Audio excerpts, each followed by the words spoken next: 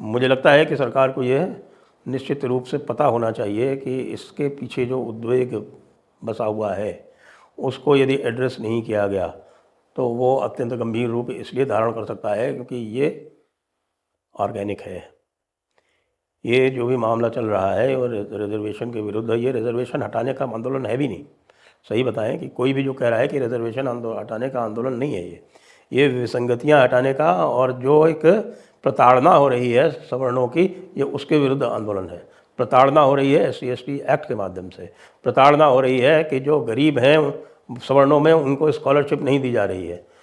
प्रताड़ना हो रही है कि जो गरीब बच्चे हैं उनकी फ़ीस नहीं माफ़ हो रही है। तो ये जो अलग अलग तरह की प्रताड़नाएँ हो रही हैं सवर्णों के साथ, ये मुख्यतः इसी रूप में, इसी कारण ये आया है कि आप IIT में एक सवर्ण का बच्चा, चपरासी का बच्चा पढ़ता है,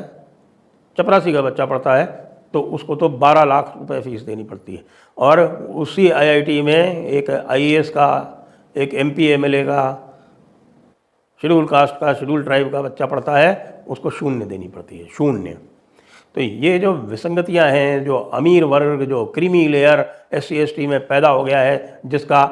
सर्वत्र को चक्कर ही यही है कि सत्ता के ऊपर किसी तरह से कब्जा करो, तो ये जो आंदोलन है ये इन कुरीतियों, विसंगतियों और कुप्रथाओं,